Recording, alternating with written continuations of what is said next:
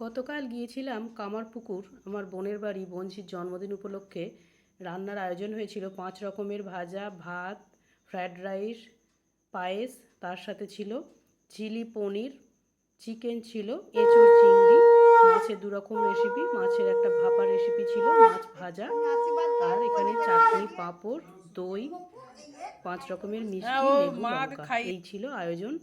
এই হচ্ছে জন্মদিনের আয়োজন ছিল। আর তারপরে একসাথে বসে সবার সাথে খাওয়া দাওয়া হলো মেঝেতে বসে, কারণ টেবিলটা ছোট, তার থেকে একসাথে বসে খাওয়ার আনন্দটাই আলাদা। আর তারপরে হলো কেক কাটা। এই হচ্ছে বার্থডে গার্ল কেক কাটছে, আর পাশের জন হচ্ছে আমার ছোট বোনঝি, আর এটা হচ্ছে আমার বড় বোনঝি। ওর জন্মদিন ছিল।